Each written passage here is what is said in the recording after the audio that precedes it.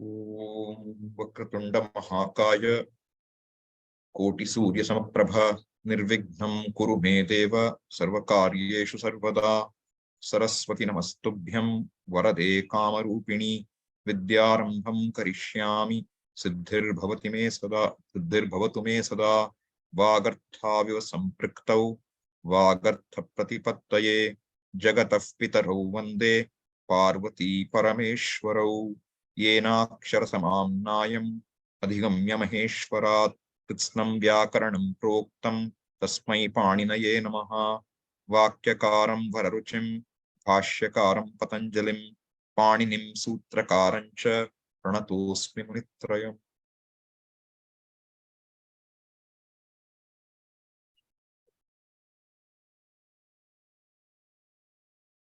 Okay.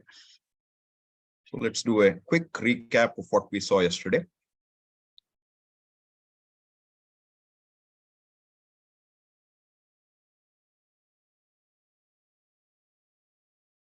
Yeah.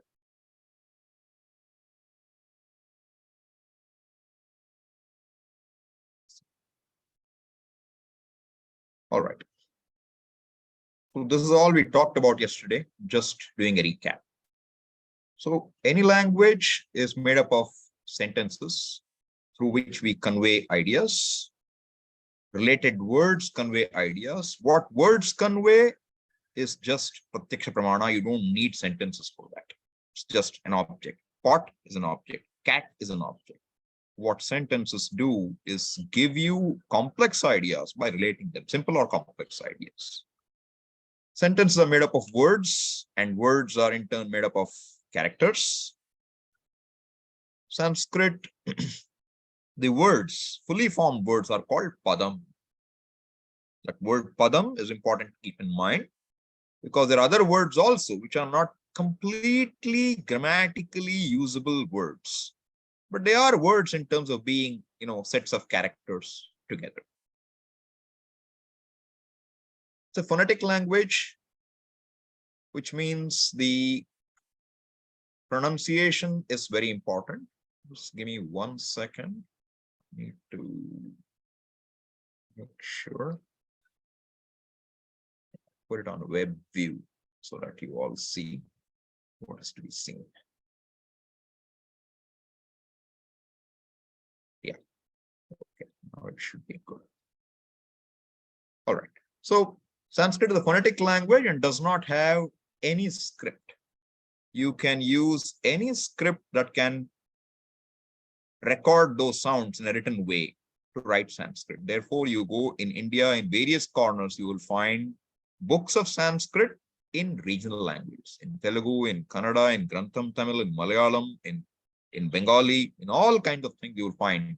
So we should not think that Devanagari is necessary for Sanskrit. You can find it in your own language, but you have to know how to read. So a vakya is a basic word which means sentence. Padam, I told you, is formed words. Varna is characters. Then we saw that a sentence is centered on an action. An action is called kriya. And what does it express? The relationship between the various words, the padas, making up the sentence. Right? In Sanskrit, unlike English or Hindi, there are no prepositions or articles to connect the words. This is a key difference you have to make note of. Hindi is no better, okay? Hindi is no better because there also the order of the words determine how you understand the meaning. You have prepositions like ne, ko, ka, ke, ki, all these things. So these, both English and Hindi, have a different way of expressing an idea. But in Sanskrit, you don't have articles or prepositions. Therefore, every word has to indicate how it relates with other words. Every word has a responsibility. It should be able to say, how do I relate with other words in the sentence? And that responsibility means that the words become more complicated by nature, because you're not just holding a meaning, you're holding the word's meaning along with how it relates with other components of a sentence, right? So this feature of words having to express the relationship of the words requires each word to be saying more about itself. And that is what will make a difference between your understanding Sanskritam or not understanding it. Central.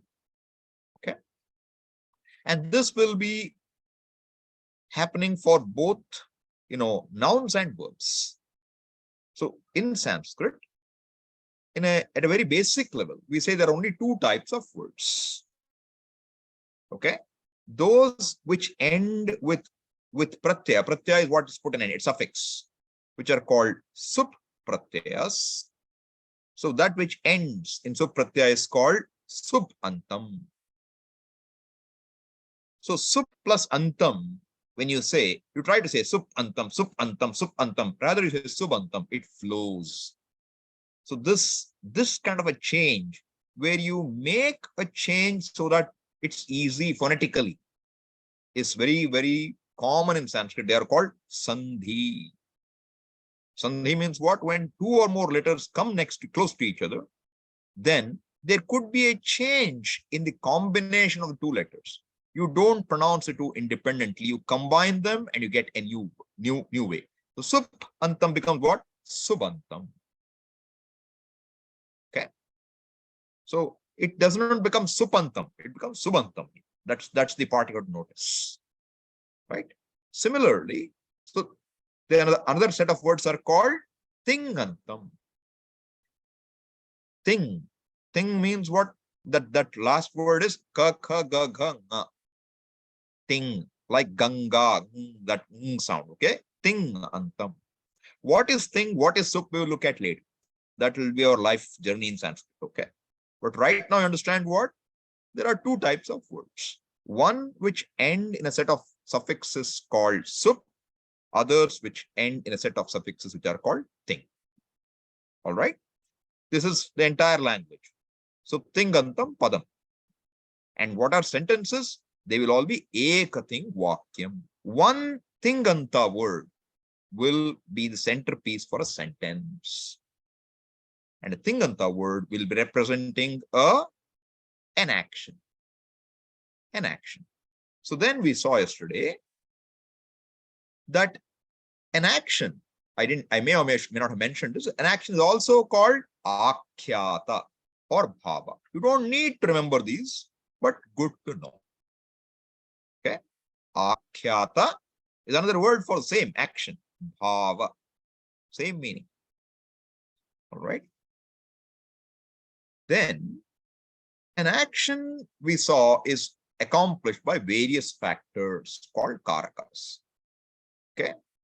All these things we're talking about are very, very important basics, which should not go away from your head. Okay. As my teacher in Nagpur would say, if she comes and knocks at your door at 2 a.m. and asks you, what is karaka? You better be able to say. Then you are a good student. Okay. At 2 a.m. So she would tell, I'm going to come and knock. And you have to tell me the right answer. So she would say, certain things are 2 a.m. questions, means very important. Should not be left. It should be kept in your head. So what are karakas now? Because karaka not only important here for Sanskritam, but Vedanta will talk so much about karaka, karta, bhokta, and all this depends on this karaka. In fact, Vedanta is all about what we call karaka upamardhanam, which means you see the mithyatvam of the karakas. Okay? That's why karaka is a very significant thing you should know. What is karaka? That which causes something to happen. What does it cause to happen here? An action. Therefore, it is called kriya nishpatti hetu. A factor which will help you accomplish an action. All right. A karaka can only have meaning in a sentence in association with an action. This should be clear. There is no karaka without an action. For an action, whatever accomplishes is what is called karaka. We saw 6 types of karakas yesterday. What are they? Kartrikaraka, the agent or originator of an action. Somebody has to choose to do something. All right. Link it back to our definition of who is a karta in Vedanta. Karta is one who has a will to do, to not do, or do differently. kartum, akartum, anyatha va kartum shaknoti. And that person, unless he chooses, there is no action. So therefore, the primary factor in any action is what? A doer, an agent of an action. Right? Without an agent, you cannot have any action happening. He is the originator of an action. And therefore, he is called what? Prathama karaka. Not pratham, sorry. Prathama karaka. The most important factor of an action, because without karta, there is no action. All right. The second one is called karma. Karma means what? The object. The object that is most desired to be accomplished by the action. Like what? If I say, you sing, what will you sing? By singing, what will accomplish? A song. If I say write, write what? At book. Book becomes the most important thing to accomplish with writing. If I say eat, eat what? Chapati. Then chapati becomes the object. Okay. Now, mind you that every action does not require an object. Every action does not require an object. Like what? I say stand. You can't ask stand what? Eat what? Sing what? Write what? Touch what? Drink what? But if I ask stand, stand what? Can you ask? Has no meaning. Sleep. Sleep what? You can ask what sleeps? What stands? That is the agent. You cannot ask sleep what? There is no object. All right. This object is called karma. An object is called karma. Therefore, every action need not have a karma. All right. Now, an action is the basis, the basic building block for an action in the language is a dhatu, a root. All right. Therefore, a root has the primary meaning of an action, like to sleep, to read, to stand, to sit, to walk, to talk. If the action, the basic action, the action signified by the root can take an object, I can call it what? A root which has an object, which supports an object. In Sanskrit, it is called sakarmaka. Sa means saha, with. Saha karma, karmana saha vartate, iti sakarmaka. That which can take an object. Clear? And that which cannot take an object, like to walk, not to stand, to sleep, to laugh, they don't take an object. What are they called? No karma. In Sanskrit, when you say no, the no can sometimes become a. Just like in English, you know, you say what? Known, unknown, symmetric, asymmetric. Same way, sakarmaka. Karmaka means having a karma. Sa is with. What is without? Akarmaka. Very simple. Like asymmetric. Symmetric, asymmetric. Karmaka, akarmaka. Is that clear? Akarmaka means what?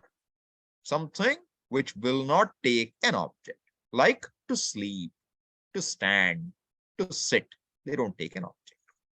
How do you know? You ask a question to that verb. What? Sleep, what? Stand, what? If it has no answer, typically it will be akarmaka. These are two main types of roots. There is a third type, not normally seen commonly, but they are not uncommon either. Not entirely uncommon. They are called dvikarmaka. Dvi means what? Two. They take two objects, not one. They take two objects. All right. So there are a few roots which will take two. We will come to them later. We don't have to worry about all the complexities on day one. First, what I want you to understand, there are roots which will take an object and roots which won't. This much you understand. One is called akarmaka, one is called sakarmaka. Extra detail to what we saw yesterday, okay? Add that to your head. All right. Then let's go back to the screen now. So karma karaka we spoke about. And in karma, I said the karma karaka is not necessarily there for every action. Only if the action is based on a sakarmaka or dvikarmaka dhatu, it will have a karma. If it is akarmaka dhatu, it cannot have a karma. So every action minimally will have what karaka? Kartra karaka. That's why I said prathama, primary. Without that, there is no kriya. All right.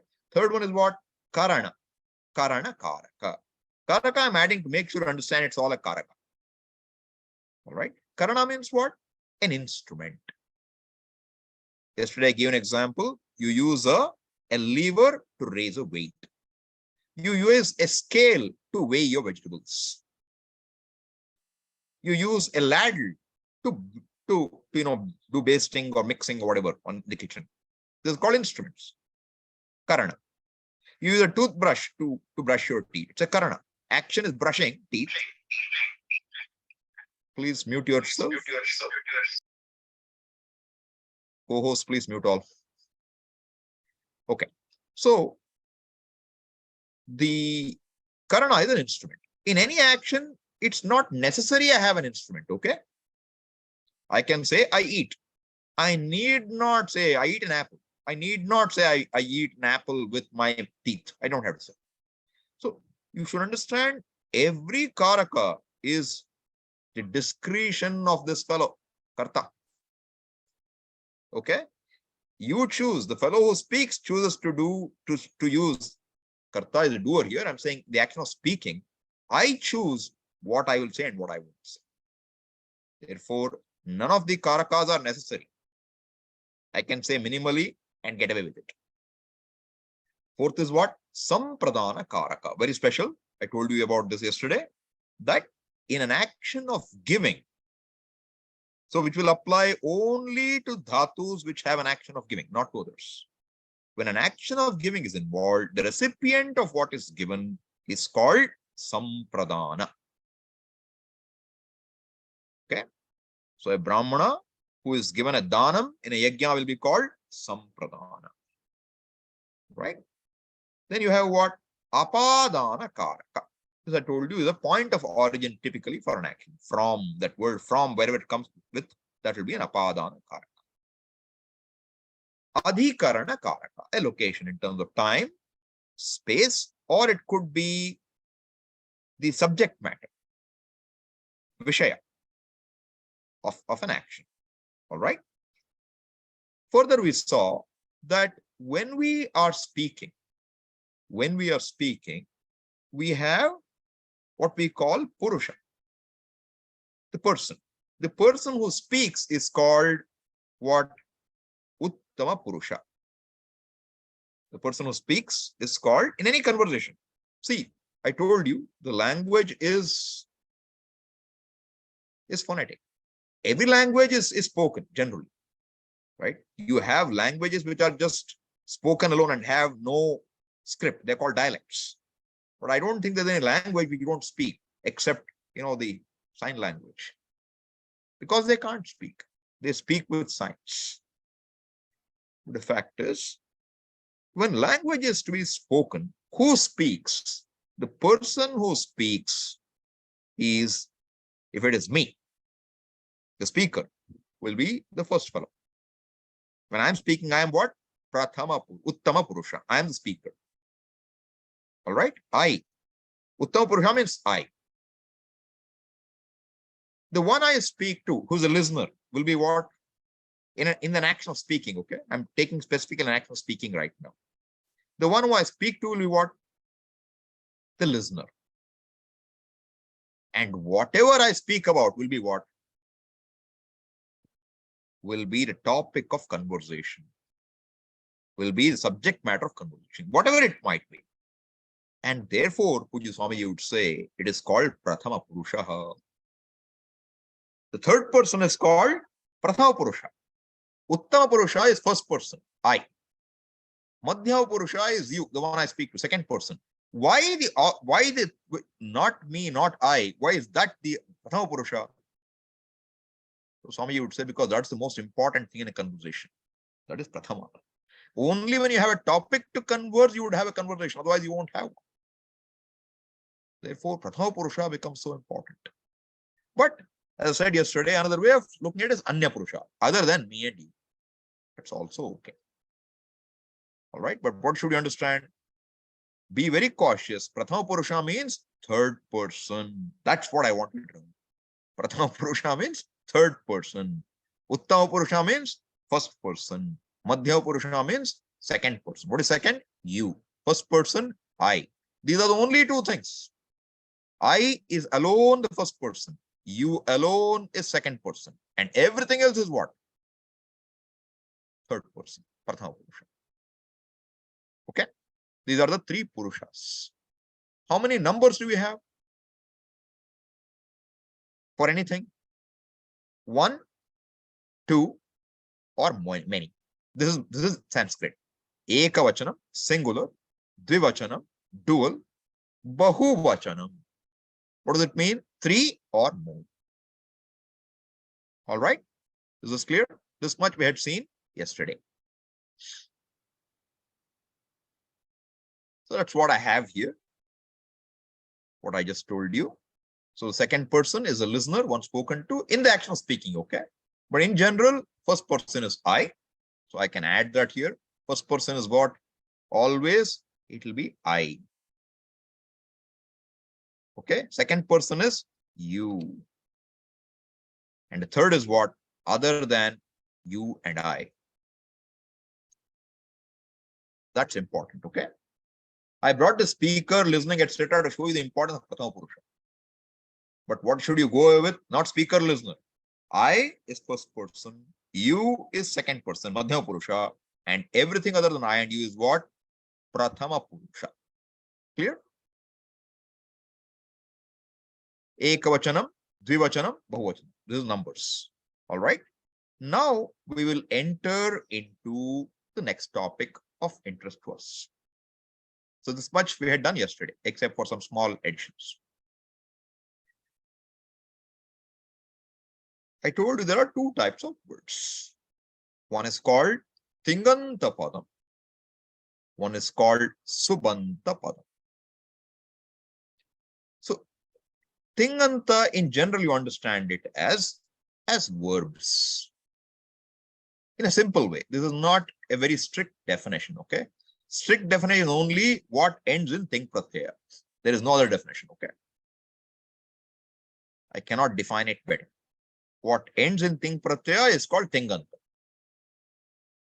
But now, an action can be said by two types of words, both subanta and tinganta. An action can be said by both types of words. Now we will look at what a tinganta word. So tinganta is what? That which ends in a thing. And what will it be? We will look at it more detailed now. So for those who know some Sanskritam, pathati, gacchati, bhavati, pathami, these are all called tinganta.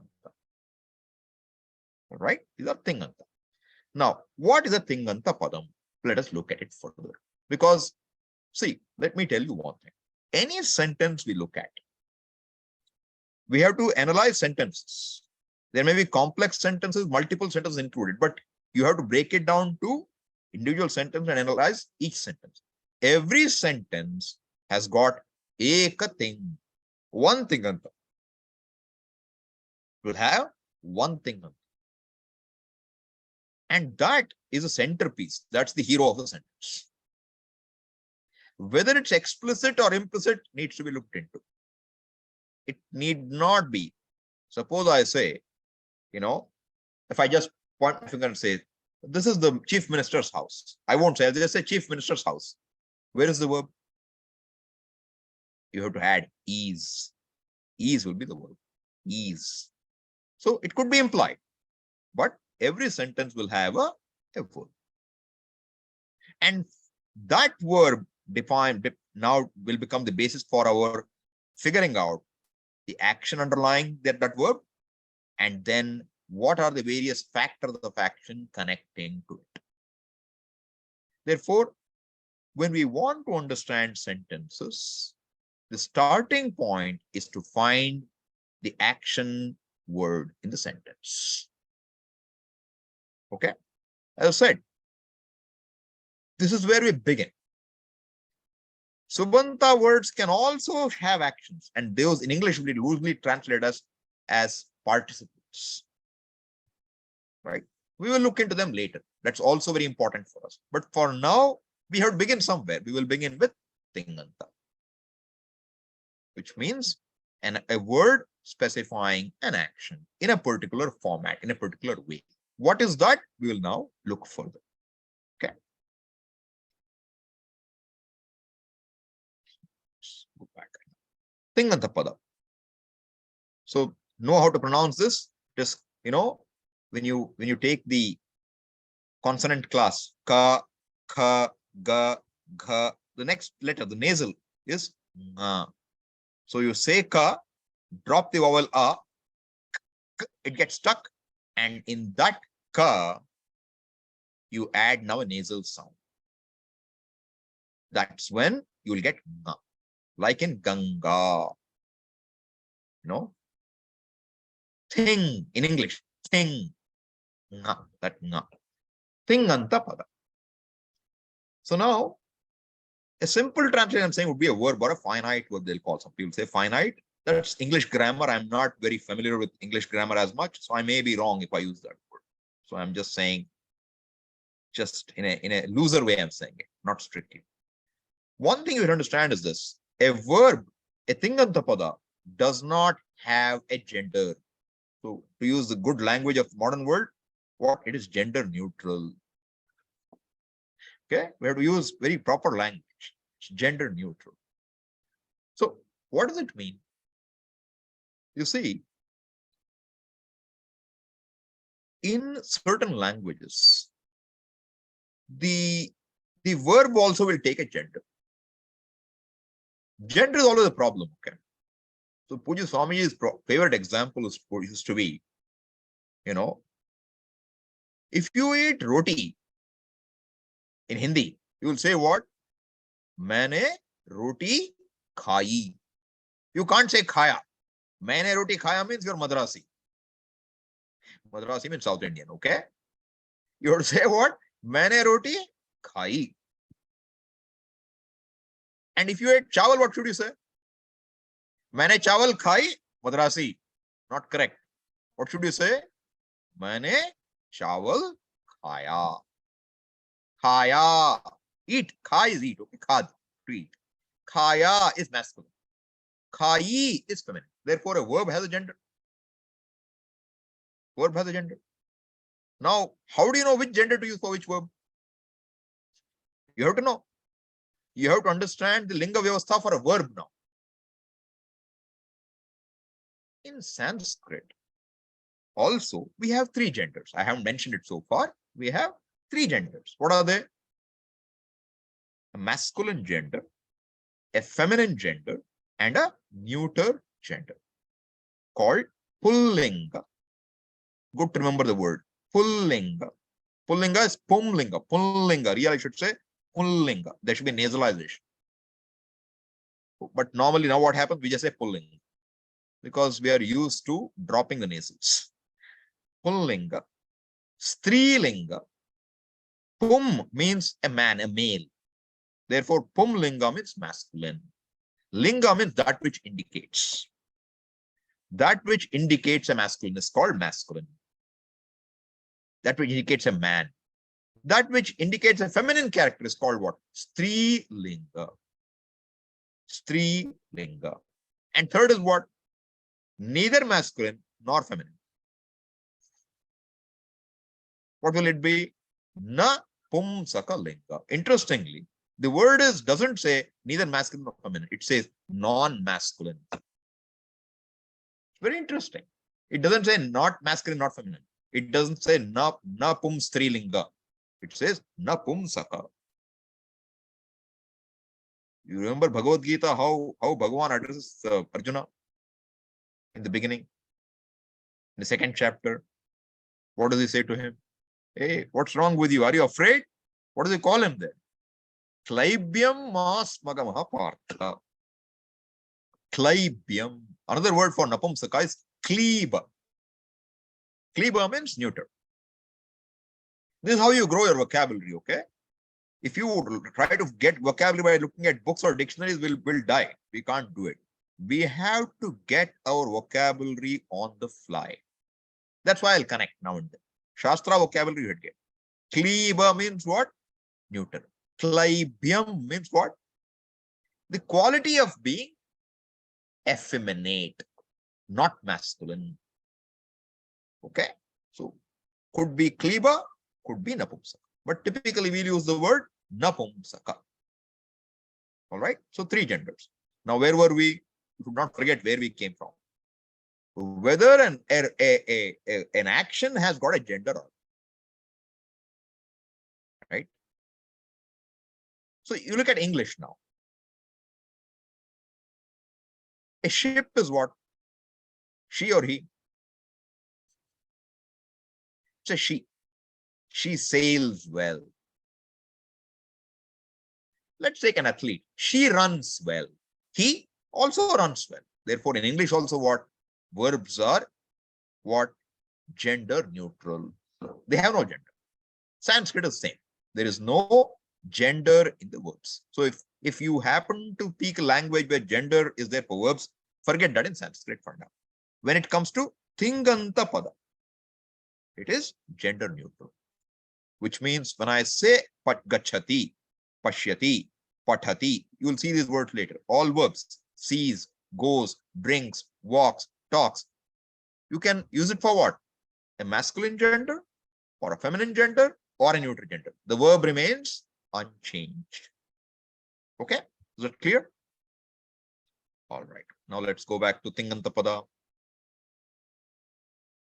So now a tinganta pada, basic definition, if I want to tell you in terms of characteristic of the pada, it's made up of three components. Okay. One is upasarga, which can be translated loosely as prefix. In the middle, the most important fellow is the root, the dhatu. Dhatu is translated as root, the basic building block for an action, the sense of an action, like khad, to eat, bhu, to be, labha, to gain. You cannot use the dhatu directly. You have to make a word out of it, either subanta or tinganta, to use in a sentence. But the dhatu gives you the basic meaning. Right? Then what do we have after that? A pratyaya, a suffix.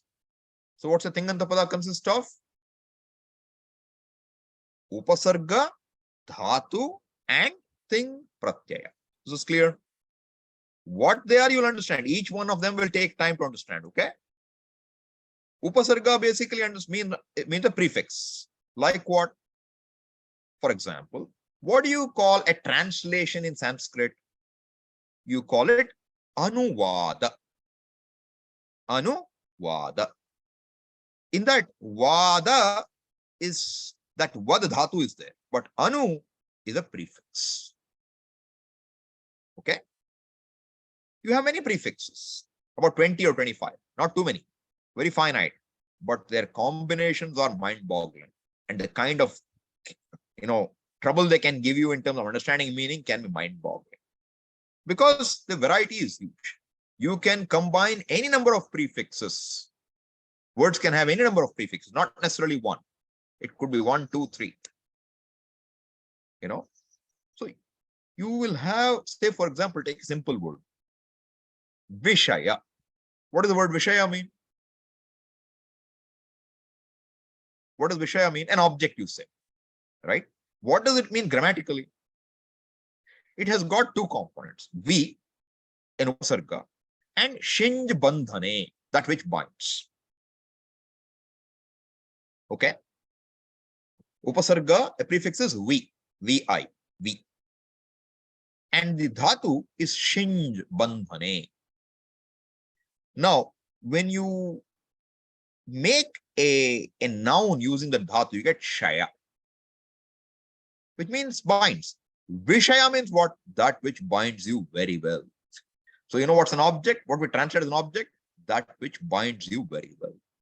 It is bandha karakaha, vishaya. Therefore, that what did we do?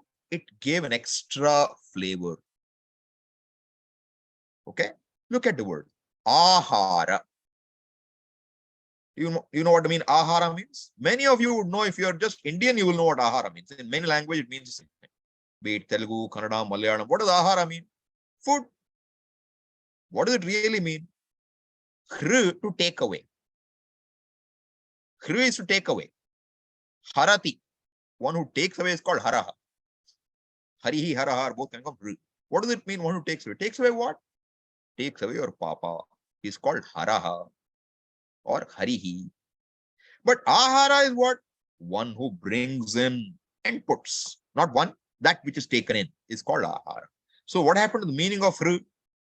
The meaning changed. That is what upasarga can do. Ahara, vihara. Vihara means what? To go around, walk, take a stroll is called vihara. Hey, what does that have to do with hru? Don't ask. We messed it up. Samhara. What does it mean? Totally annihilate. That also is same dhatu. Hru. How did it become that meaning? Some the upasarga did it. A prefix can totally change the meaning. The prefix can emphasize the meaning. The prefix may add no real meaning. Then why is it there? That's another form in the language. We are trying to understand a language which is, we are not trying to, create a language. Please understand. In fact, everything I'm telling you, pratyaya, ting, dhatu, really, you know what all this is? This is all the imagination of a grammarian. It's all the imagination of a grammarian. We have no problem saying that. It is just superimposition, because whole language is superimposition. Why should the word vishaya mean an object? Why should the word boat mean a boat in English? Why should a word apple mean an apple? Why? Is there a reason for it? Somebody chose to call something. So you saw a squirrel and you didn't have a word. You said squirrel, squirrel. Then somebody else made squirrel. It could be like that. Correct? It could be anything. So the words are just words. There are words and they have meanings. Vak, artha. That's all there is. For a word, if you and I understand it the same way, we can talk. We can talk using those words because you understand it in a given way, same way as I do. That's enough. You don't need anything more. But if every word has to be understood individually, we will be dead. So the human mind, because of the human language, looks around and says, how do I have an order around this? Otherwise, we can't grow the language. We can't use the language. Therefore, a grammar walks in. So all these are what? The brilliance of the human mind. Grammar is all brilliance of human mind. Trying to put order, trying to place the entire language in a straitjacket of some kind. Okay. So understand that we are only trying to understand the language. So don't ask, Swamiji, why V plus Hru become Vihara? Why the meaning is going around? Samhara is different. You can't ask these questions. Therefore, upasarga can do a lot of damage. In terms of what?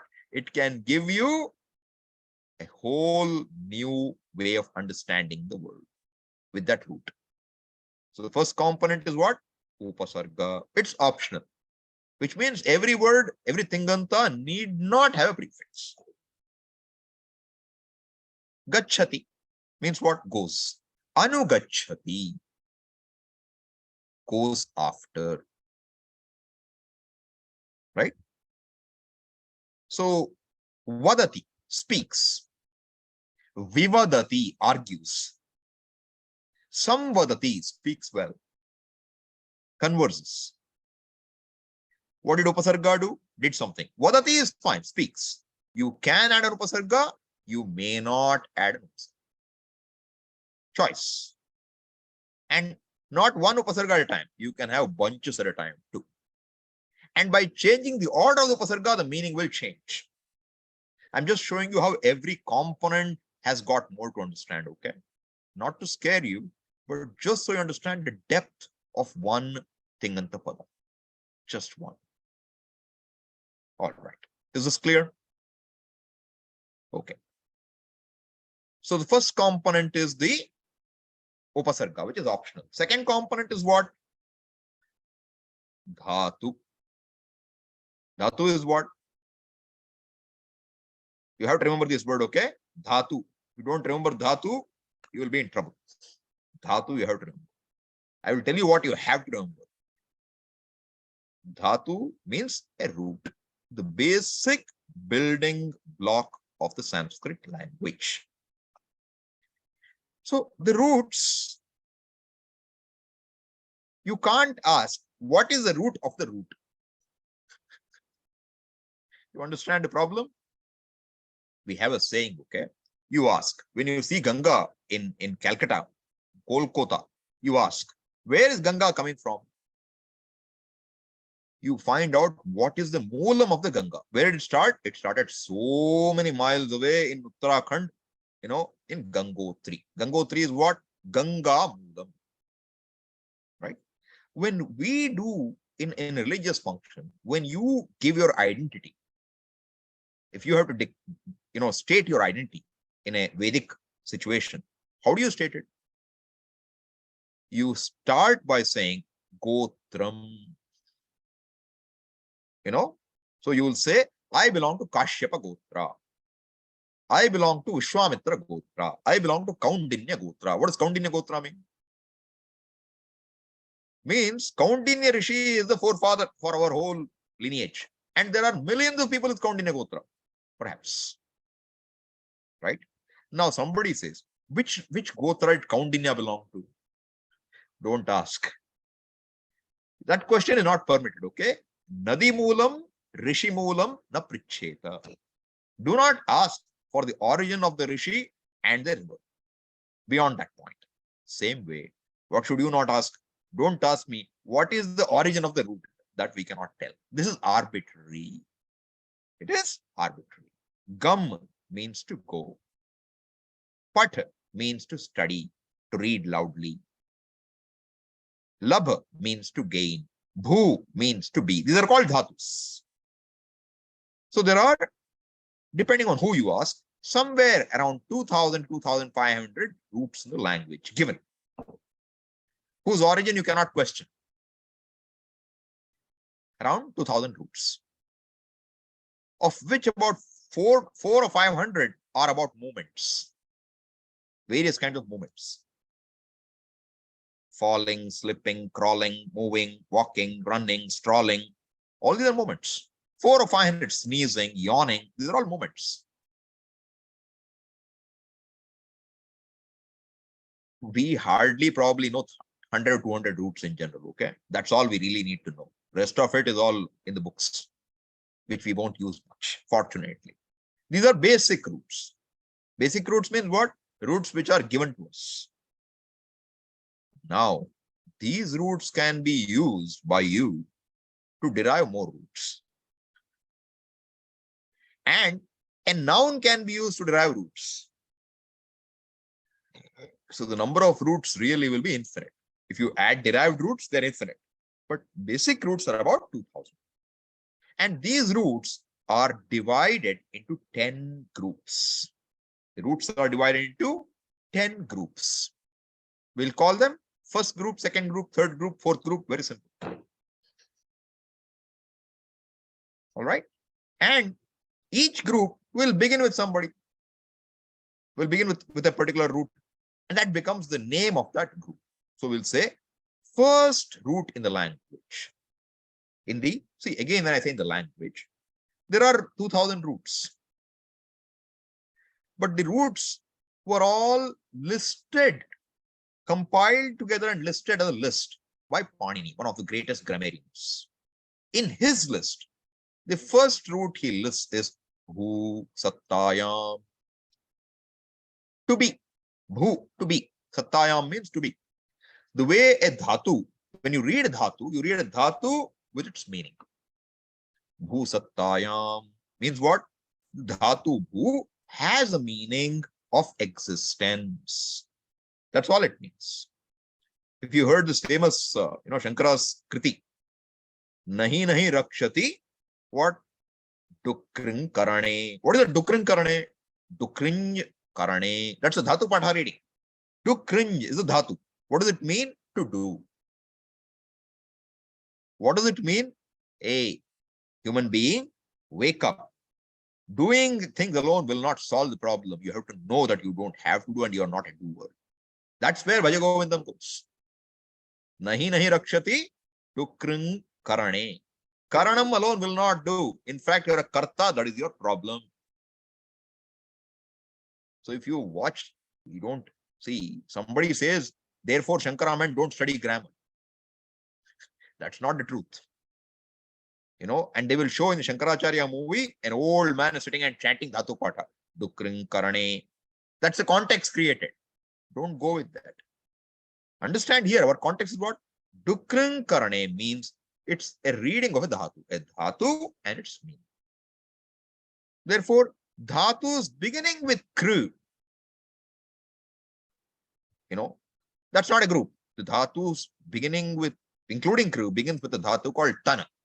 Tana dhatu. Therefore, kru is part of tanadi group. Bhu is part of bhuadi group. Ada bhakshane to eat is the beginning of a group. It's called adadi. Adi means begins. So there are 10 groups. Okay. So we'll call them in normal grammar English books, you'll find first conjugation, second conjugation, third conjugation, fourth conjugation. Means the dhatu belong to that group. First, second, third, fourth, fifth. Why that is needed will become clear in short time. Okay. But there are 10 groups. Keep that much in mind for now. All right. Is dhatu clear? Somewhat clear. There's much more to the dhatu. All right. There's much more to the dhatu. Dhatu can be akarmaka or sakarmaka. All right. Okay. Then I will come back to more features of dhatu a little later. Have to do more, but for now, we will leave it there. So what did we see now? Tinganta pada is what? Upasarga plus optional upasarga plus a dhatu plus what? A pratyaya. What pratyaya? Ting pratyaya. Now we are coming to our real fellow, our hero. Everything is a hero, but we have to look at different heroes different times. Okay? Ting pratyaya. So now this whole thing ending in a tinganta is called, ending in a thing is called a verb, a tinganta pada. Now, what happens here? The dhatu has a meaning which percolates the words formed using that dhatu, that root. No problem. What is upasarga? It's a prefix, may add or modify the meaning of a dhatu it's added in various ways. All right, we saw that. Vihara, samhara, etc. Now comes the third part, ting pratyaya. What does it contain? It contains a lot of information. Okay? It contains a lot of information. What are they? One, you first look at the basic words. I will explain each of them as we go. Okay? One is called abhidhana vachaka. Put that off for now. We'll come back to it. Second is kala vachaka. What is kala vachaka? A time in which something happens. Typically in English, you'll call it a tense. Present tense, past tense, future tense, etc. Mind you, in Sanskritam, see, present tense, how many can you have? You could have more, but fortunately we have only one. One present tense. All right. Past, we have a past which is general, a past which is old time, and a past other than yesterday's past. How many pasts? Three. Three past tenses. Two futures. A general future and a future other than today's future. Other than today. One day. So there is a past, there is a separate, tense for a past within a day, a separate tense for future within a day, and another for everything on other sides. Okay. So three past, two futures, one present. These are all the time variations possible. Then we have a second component, which I'll call prakara vachaka. Prakara. This, if you have read the English translation, they will say mood. M-O-O-D, mood. I don't like that word. What does mood tell you? What do you understand by the word mood? I'm in a bad mood. That's what you'll understand, right? So understand, this is again a grammatical term. I have nothing against the word, but we have to understand its antecedents. In Latin or Greek or somewhere it will come. Because see, Latin is the language which is closest to Sanskrit in that world. So there's always a fight. Them trying to prove Sanskrit is derived from Latin, and we say, forget it, Sanskrit came much before Latin. We don't have to fight. That's not our business. But I'm saying the word mood will be explained in terms of those, in terms of Latin. Because for them, they have to explain everything in terms of what they know. But we don't begin with that. Okay? In fact, we don't have an equivalent word for mood. We don't have one. So I'm saying it is prakara. Prakara means what? A type of sense. Like what? See, even in a voice, I can indicate it. Sit down. Sit down. Shut up. What do you understand? Am I requesting you to sit down? Sit down. Shut up. Please keep quiet. Is there a difference between the two? So there are different shades of meaning possible. So there could be an interrogative shade. There could be a potential, if this were so, this would happen. Conditional. Right? There could be a benign wish. May everything happen well for you, a blessing. These are called prakaras or moods. But the fact is, these prakaras are, I think, not very well understood today.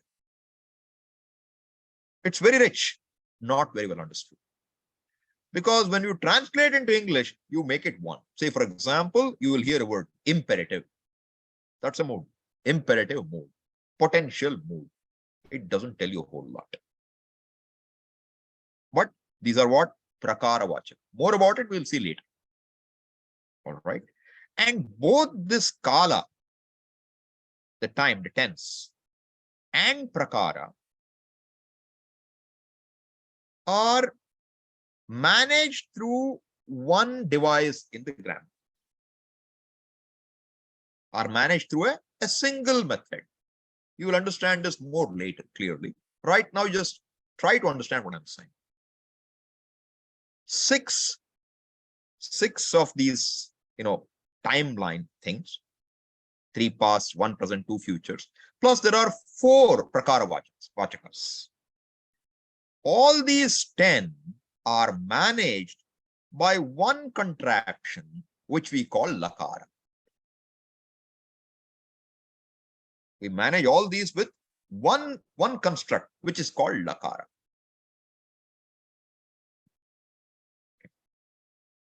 What does lakara mean? I'm touching at the very basics of the language, okay? You know what? If I tell you, say ah, you can say ah after me or not? Ah. If I ask you to pronounce a consonant, how do you pronounce a consonant? Can you, what's a consonant? Let's understand this. What's a consonant versus a vowel? What's a vowel? What's a consonant? In English, you will say, what are the vowels? A, E, I, O, U. What are consonants? Everything else. Am I right? What's the difference between them? I don't see much. It's arbitrary, seems arbitrary. Now I'll tell you what we say. The vowels are called swara. Swara means that which stands independently, that which can be pronounced independently without requiring anything else to support it. To say ah, what do you need? Say ah, open your mouth. Ah, it will come. You don't need anything. Make a slight face. E. E. Make a different face. U. U. A. I. O. Ow. See this. A. I. O. Ow. Do you see the English equivalent? A. E. I. O. U. You see it? But we don't have a B. We can say B, but we won't have a consonant called B. What is B? If you want to write Sanskrit B, how will you write? Ba, E, B. Correct? You have to combine two things. Vakara and a ikara. What is it? Kara now. If I want to say A, I can say A. If I want to say E, I can say E. But I want to talk to you about a consonant. How will I talk about it? Without adding a vowel, you cannot pronounce a consonant. That is what a consonant is. A consonant is one which cannot be pronounced independently. It must go with a vowel. Your choice? Try. Take away the vowels. Try pronouncing anything else. You can't open your mouth. Either you must have vowel preceding or a vowel following. There is no choice. That's why it's called swara. Swayam rajate swara. You see how beautiful it is. Even at the letter of letters, we have clarity in this culture. Clarity. Swayam rajate swara.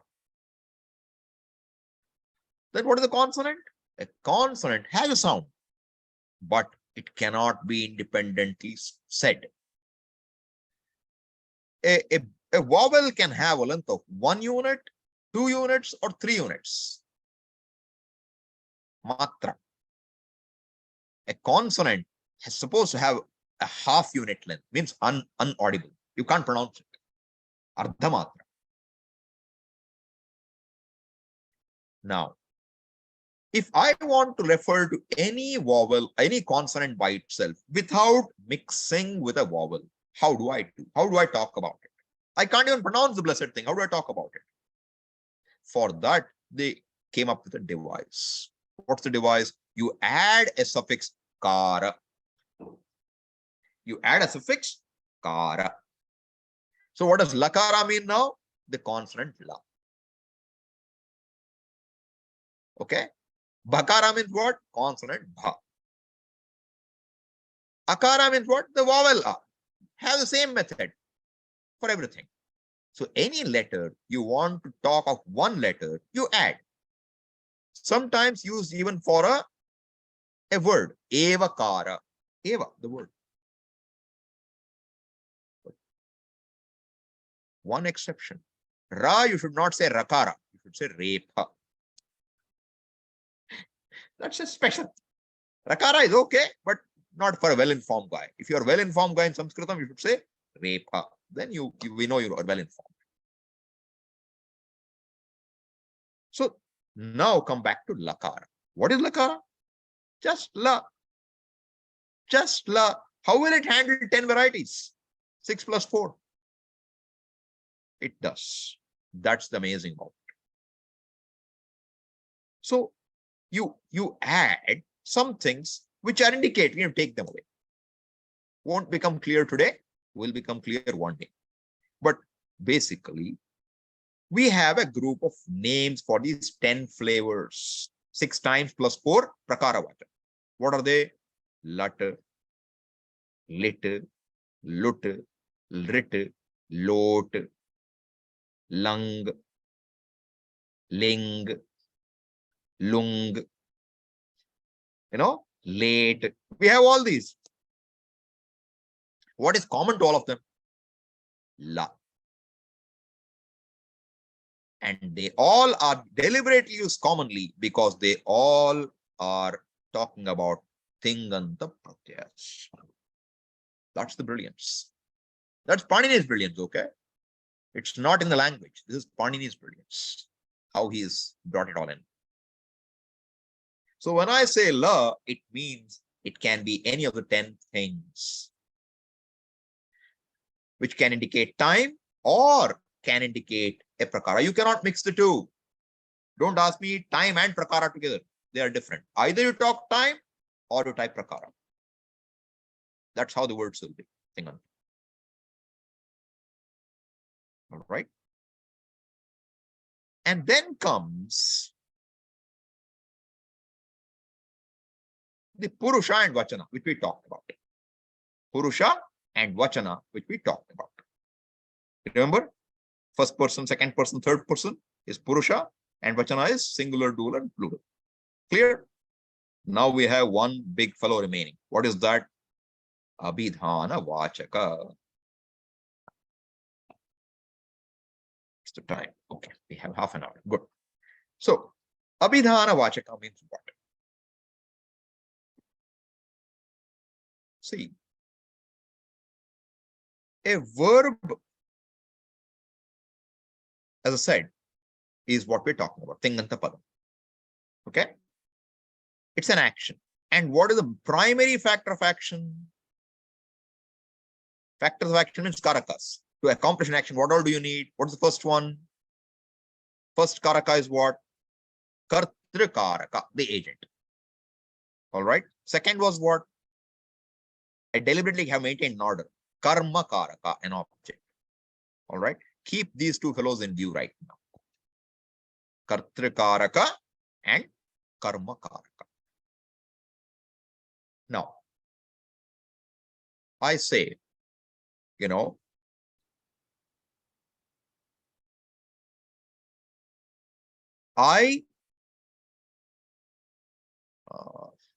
no, let me not do that. You should study the Vedas. You should study the Vedas. This is a sentence. Okay. What is most prominent there? Who is it being addressed to? You. It is being addressed to you. Who is you? The agent. What should you do? You should study the Vedas, recite the Vedas. All right. Or I can say, the Vedas should be recited. Two ways of saying it. You should recite the Vedas every day, regularly. Second way of saying it, Vedas should be recited regularly by you. By you. Now, you tell me, do you see a difference in the way emphasis in the two sentences? One is the fellow, the agent is being put on the block. In the other, what should be studied is being put on the block. Vedas should be studied. That's important. You should study Vedas is also true, but Vedas should be studied by you. The importance is changing. The highlighting is changing.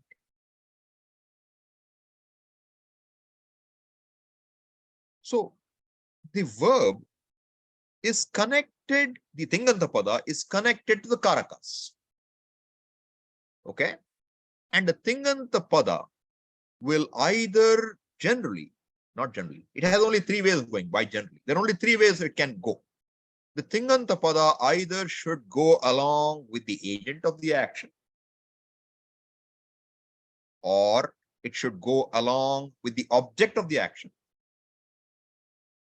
Or a third possibility is it chooses the tinganta pada chooses neither to emphasize the agent nor the object. It just wants to talk about the action.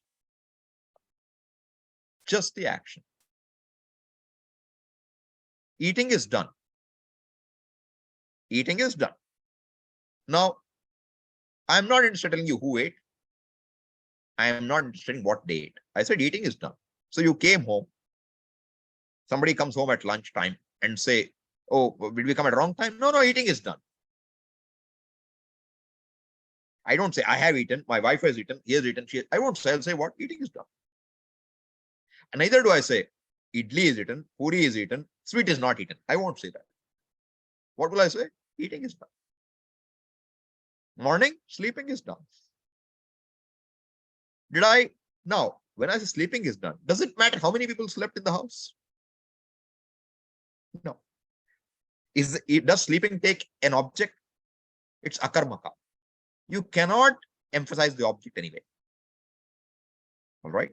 Now, whether you choose to say you should study the Vedas regularly or you choose to say Veda should be studied is whose choice? The speaker's choice. The speaker's choice. And the speaker's choice about what he chooses to say, how he chooses to say, the word is called vivaksha. Vaktum ichha, the desire to speak, is called vivaksha. Means the speaker has the choice in the matter of the words he or she uses. That's the word vivaksha. Is this clear? Another word to be remembered. Not as important as subantam, tingantam, but good to remember. Vivaksha. You associate it, okay? Momoksha, desire to be free. Moksha, you all know. Vedanta students. Momoksha is desire to be free. Bhubuksha, desire to enjoy. Bhoga. Bhoga ichha is bhubuksha. Bubhutsa, desire to know. Jigyasa, desire to know. Now what? Vivaksha. Vach dhatu. Therefore, desire to speak. Vivakshataha karakani. Vivakshataha vachanani. The words chosen by a person or sentence chosen by a person depend on a person's desire to communicate. Now, he can say, you study the Vedas, or he can say, Vedas should be studied. Both are possible. When the agent of an action is highlighted, when the agent of the action is highlighted, like you study the Vedas,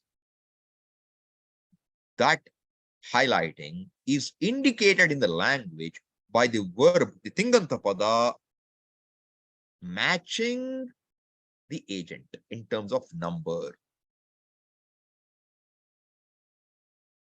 This will become clear as I show you more.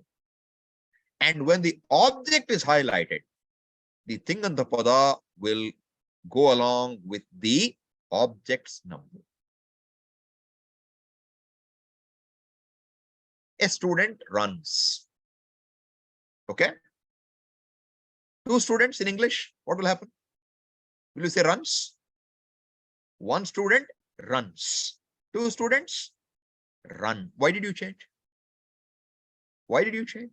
This is called denoting, okay? This is called abhidhan. The verb, the tinganta pada is going along with the agent.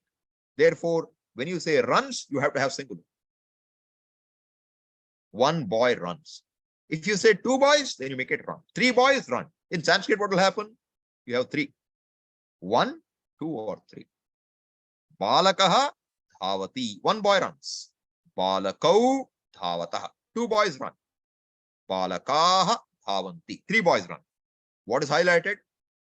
The verb is highlighting the agent or denoting the agent.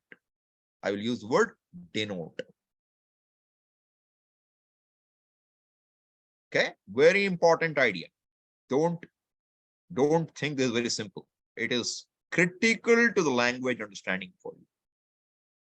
The verb has to denote either the karta, karta, or karma, the object or the action. If it denotes the karta, that usage is called kartari prayoga. It's called kartari prayoga. What does it mean? The verb, the tinganta pada, denotes or matches the agent of the action. Clear? Second, karmani prayoga. When will that be? When the object of the action matches the verb. Like what? A mango is eaten. A mango is eaten. 2 mangoes are eaten. By how many people doesn't matter. How many mangoes are telling you is or are. The number is changing based on the object. Get it? The karma is emphasized. The object, karma means object. That is called karmani prayoga. All right. And the third thing is where neither the object nor the agent is emphasized, which means the number is irrelevant. The person is irrelevant. For all things, we have one form. That kind of usage is called bhave prayoga. 3 words. Kartari prayoga, karmani prayoga, bhave prayoga.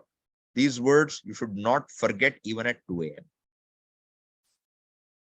Okay? Kartari prayoga, karmani prayoga, bhave prayoga. Kartari prayoga means what?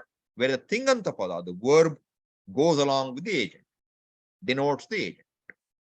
Number of the agent and number of the verb will match. Karmani prayoga is where the verb, tinganta pada, and the object will match in number. And bhave is, it's neither the object nor the agent which is matched. Now, I didn't give an example from nowhere, okay? What did we learn in a class called Sadhana Panchakam? Vedo nityam adhiyatam. That was the sentence, opening.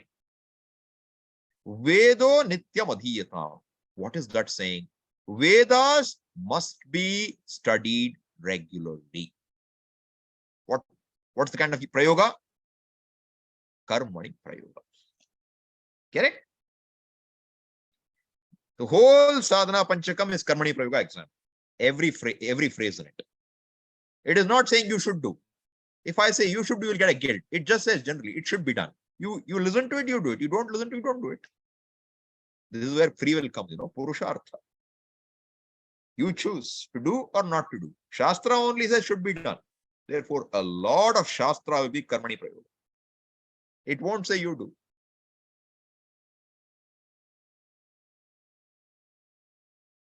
It can be. It can also be kartari. Swarga kamo yajeta. One who desires swarga, he should do. It can be. Not always true, but I'm just saying both usages are there. Bhave, don't worry too much. All right.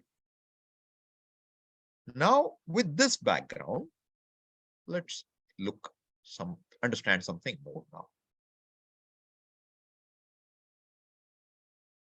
Now, look at this. Or before that, let me say one thing. See, now the point is this. I told you it has to tell you what this thing has to tell you. What is denoted? Abhidhana. It has to tell you the Purusha, the vacana, and the time or the prakara. All these have to be told by the pratyaya, right? So now what we do is you try to understand this. We will look into this more tomorrow as well. But basically, I'm drawing a matrix. It's a 3x3 matrix. Okay. In the matrix, you have on one side, you have person. First person, third person, second person, first person. Okay. This is on one side. On the other side, you have what? Singular, dual, plural. If you look at this box in the matrix, what did it tell you? It's talking of an action. A tinganta pada is talking of an action. It will say what? He, she, it does an action. Why he, she, it? Because prathama purusha is third person. Neither I nor you. Okay. Then here you get what? They both. They is because of number 2. They both do an action. What action? We don't worry. That's a dhatu. Thing is telling you they do an action. Which action? Dhatu will tell you. And the third one is what? You have third person and plural. Therefore, what will it be? They all do an action. Is this clear? Nothing hard. Come to second person now. If it's the second person means you, I'm talking about you. You do an action. that fits here. You alone, one person. You both, husband and wife, do an action.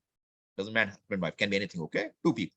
You both will be in dvivachan. You all do an action. Will be bahuvachan. All right? I do an action. First person. Uttama Purusha. We both do an action. We all do an action. What is happening now? This he is going along with the action. They both is going along with action. They all is going with action. What is denoted? The karta is denoted by the number. The agent is denoted by the verb's number. These are all verb, okay? We're talking about the verb right now. I will make this more clear with an example in a minute. Okay? But you understand the matrix basically. There is person on the left, and there is on top line you have the number. And each point will uniquely identify the person and number combination. Is that clear? It's called Purusha Vachana. Therefore, sometimes the tinganta pratyayas are called just Purusha Vachana pratyayas. They're called like that also. Purusha and Vachana.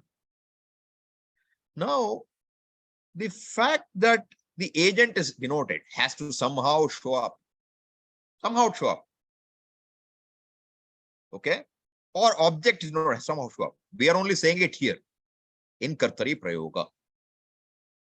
Right? But finally, what happens?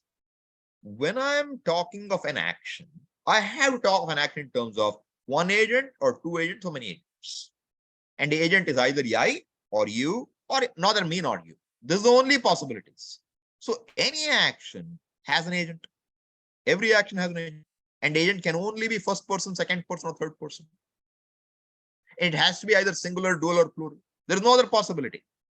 Therefore, the 9 matrix covers your entire possibility for the verb. Do you agree? There's no other possibility. So if you say walks, I will ask you who walks. I walk, then put it where? First person, singular. We walk. We means 2 of you or 3? 3. Then we have to use 3. We all walk. Just to make it clear. In English, we won't say we all. We'll say we walk. 2 also we say we walk. But when you're translating from Sanskrit to English, you have to make a distinction. We both, we all. Similarly, you both, you all. These are the only possibilities. Now you change the action to anything, okay?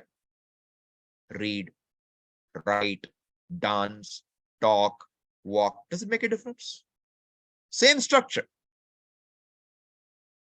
Same structure all the way.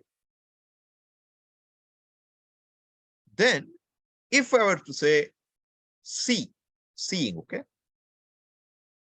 Now I can say, I see a mountain. We both see a mountain. We all see a mountain.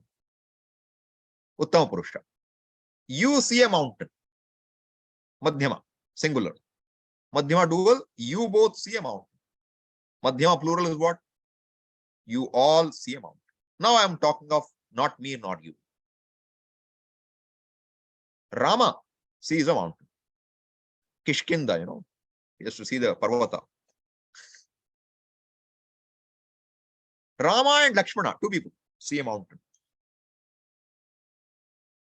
But then Rama, Lakshmana, Hanuman were together. They all saw the mountain. 3 or more. This is what? Third person. Right? Now I'll change the way I want to emphasize. I am not interested in Rama, Lakshmana, who saw it. I want to say the mountain is seen. The mountain is seen is a fact. Now I want to put it in different ways. What? The mountain is seen by Rama. The mountain is seen by Rama and Lakshmana. The mountain is seen by Rama, Lakshmana, Hanuman. Did anything change? Number didn't change because mountain is the same one. But suppose I say 2 mountains, then the form has to change. Okay? So we are saying the matrix is the same, but if you're saying the object, the first person, third person, etc., will change only if the object is you, not the subject. When we say kartari prayoga, The agent of the action denotes the first, second, third person. When we say the object is emphasized, the object must be either you or I or something other than you and I. You get it? Beat, let's say beat, tadanam. Okay? I am beaten, first person. You are beaten, second person. Recipient of the beating. We all are beaten. They are beaten. Beating is the action. The recipient, the object for it is I or you or not you or I. This is called karmani prayoga. And this will change the way the word will be. That's our real focus, to understand how to understand a word. When we see a word, when we see a tinganta word, you have to identify, is it denoting the agent or denoting an object or denoting the action? Then, is it talking of first person, second person, or third person? Is it talking in present tense, first past, second past, third past, first future, second future, or which type of action? All the story has to be told by what? Poor Ting Pratyaya. Ting Pratyaya has to do all this job. Therefore, Ting is not one Pratyaya, it's a set of 9 Pratyayas. Fitting the matrix, the 9 3x3 matrix. Clear? Therefore, if you want to use a tinganta for any action, you must know this 3x3 matrix. For each of the 10 flavors, 6 tenses and 4 prakaravachakas.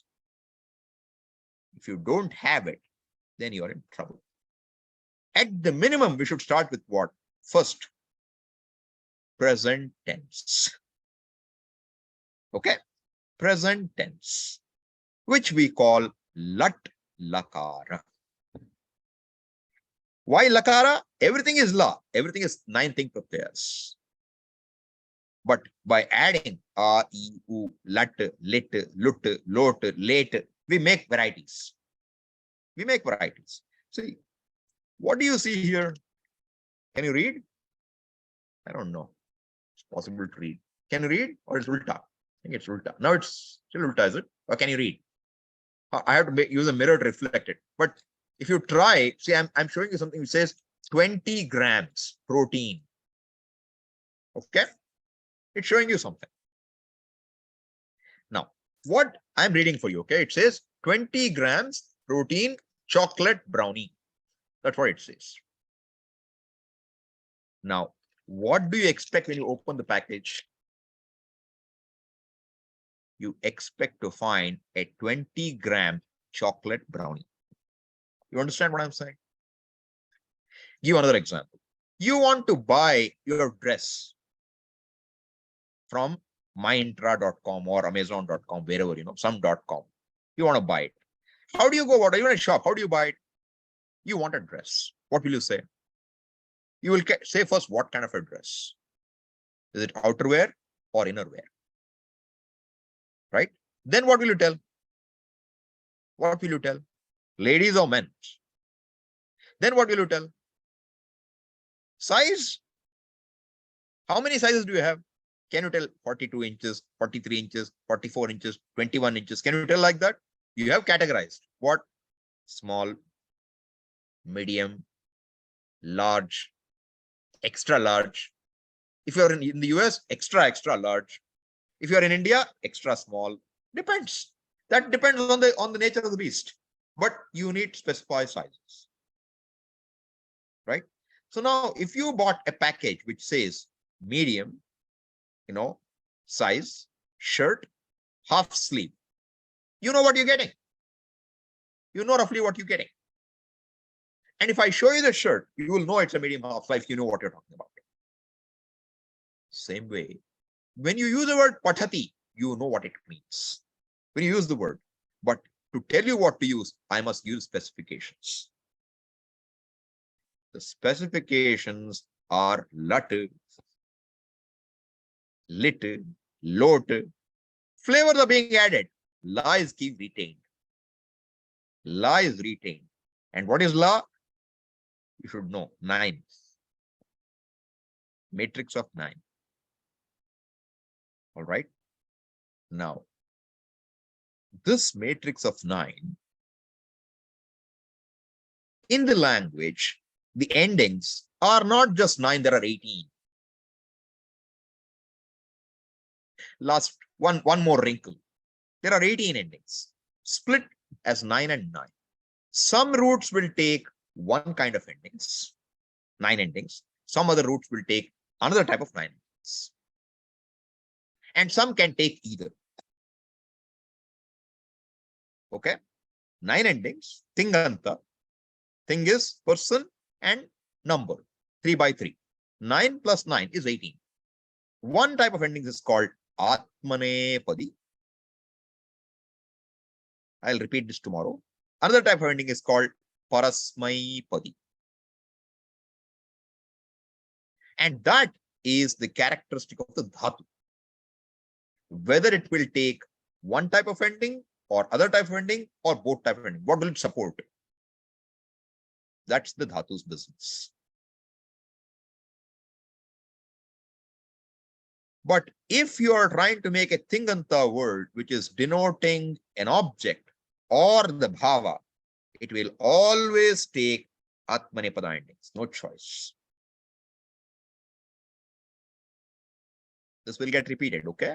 Just building it up for tomorrow. What's going to come tomorrow? All right? So this understanding, if you have, now let's take a minute to look at what I showed you yesterday again. Okay? Because I want you to make progress in being able to look at things and understand them. All right? So give me 1 second and I will make sure I have it ready.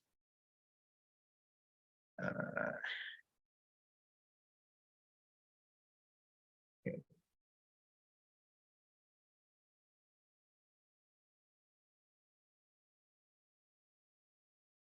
Okay. Then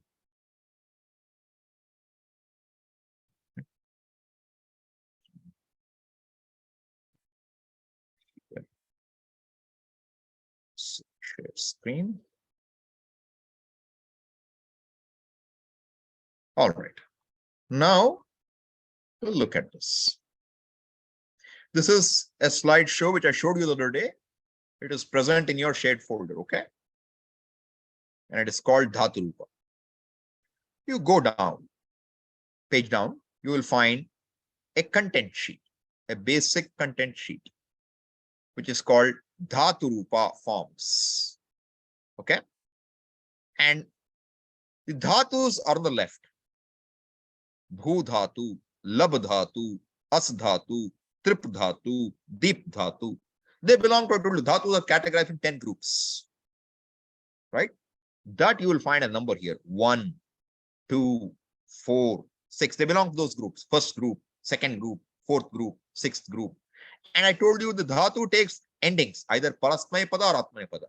That is said by P or A. All right.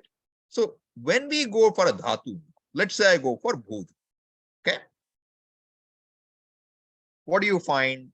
You will find it has got, these are lakaras. Lat, lot, lung, vidhiling. Don't worry about names. I just want you to know there are 4 flavors right now. Lat means present tense. Lung means past tense. One type of past tense. Lot means, it is one kind of prakara vachana, which is an order. Vidhiling has some similar conditional, etc. Now you want to know what are these. You go one more page down, you will find first one now. This is, if you look here now, what do you find on the screen? You find top line, kartari lat lakara parasmaipadam. What does it mean? Kartari means the agent is indicated by the verb. Lakara, what lat lakara tells you it is present tense. Parasmaipada tells you the kind of endings this dhatu will take is called, the 9 endings they are called parasmaipada. All right. Then once you know that much, what is the what is the meaning of the dhatu bhu? If you didn't know, you go back. If you go back to the previous slide, What do you see is the meaning of the dhatu bhu, bhuadi. It's bhu sattaya, meaning is satta, to be. In meaning in given Sanskrit. Belongs the group belonging, starting with bhu, first group. Parasmaipada endings. Akarmaka, does not take objects. Don't worry about sate. What is the English meaning of the root? To exist, to become, to be, to happen. Hindi meaning is what? Hona. Meaning is given to you. Now I go for the present tense. And what do I find?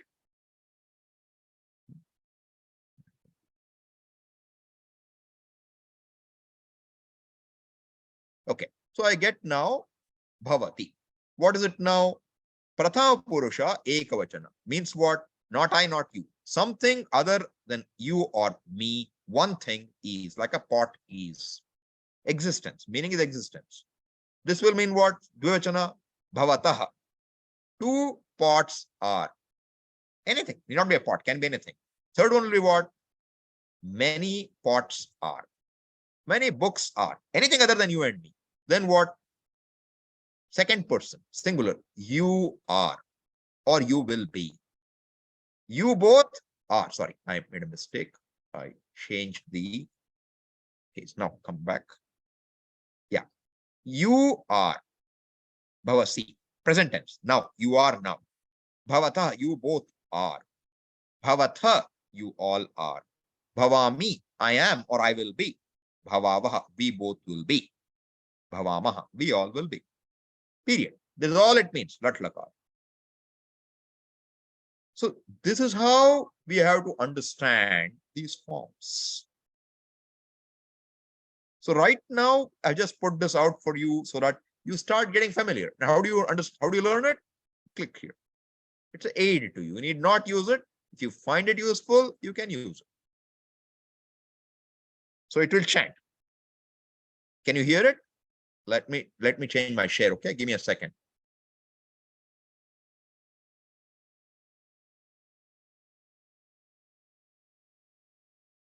Just 1 second, okay?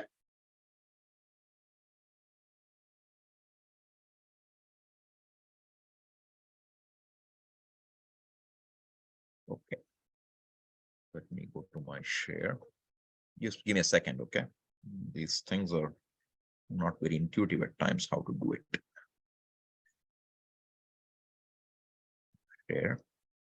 Share sound. That's good. Now let me share this and let me see a slideshow again. Okay. So now if I come and click, hopefully you'll hear the sound clearly. Or maybe you won't. Let us see. Bhavati, do you hear? Bhavataha, Bhavanti. Yes. Bhavati, Bhavataha, Bhavanti. Bhavasi, Bhavathaha, Bhavatha. Bhavasi, Bhavathaha, Bhavatha. Bhavami, Bhavavaha, Bhavamaha. Bhavami, Bhavavaha, Bhavamaha. So this is lakara. Now you want to understand past tense. You go. This is lot. Past tense is the next one. Lung. How? What is this? Abhavat, abhavatam, abhavan. You want to learn that? Click. Abhavat, Abhavatam, Abhavan. Abhavat, Abhavatam, You chant with the Abhavan. following. You Abhavaha, learn. Abhavatam, Abhavata. Abhavaha. Abhavan. So how you learn is not important. All right. If you have Dhatu Manjari book now, you open it, you will find the first dhatu covered is bhu. Okay. If you go to Dhatu Manjari and look, you will find it has. You don't have to come to the website. How you do it is your choice entirely. Right. So if you want to use Dhatu Manjari, what will you do? You will go to the Dhatu Rupa Manjari. Right. Give me a second. I'll bring that up and then show you. So in Dhatu Rupa Manjari, you will find on page, what's the page number now? I don't know. Page 9. In Dhatu Rupa Manjari, you will find endings. Okay. So I will share that with you now because I have it ready. I can share it with you. Share screen and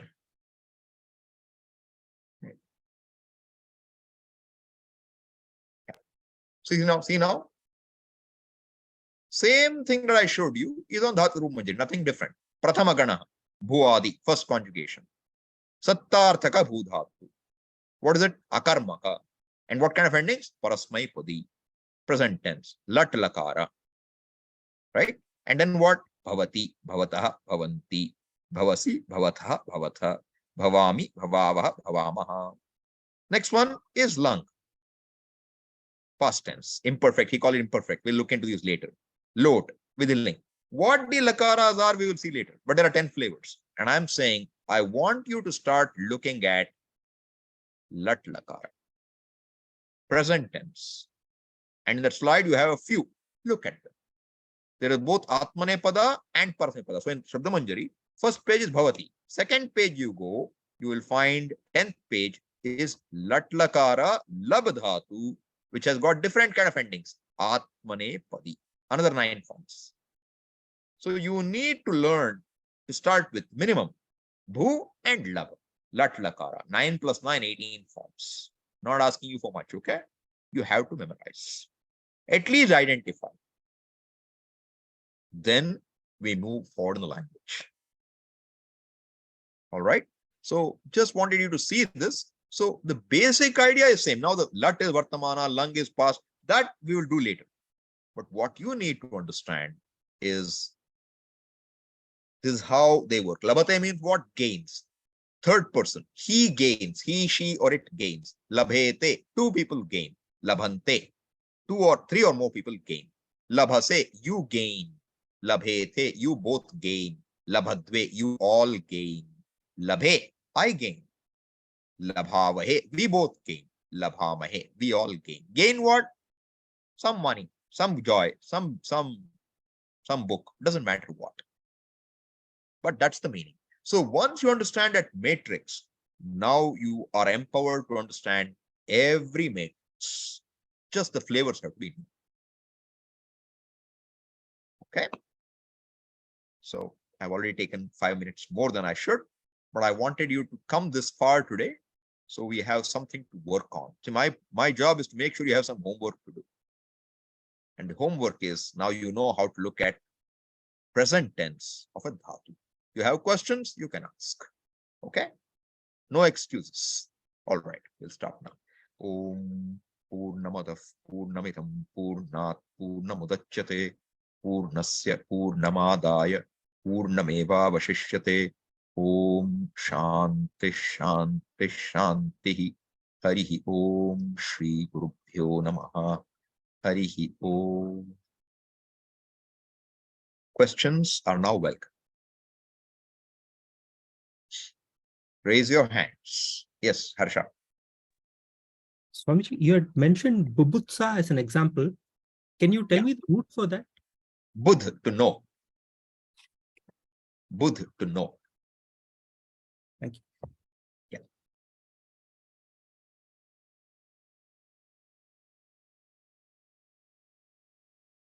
No questions? Everybody is clear? That's wonderful.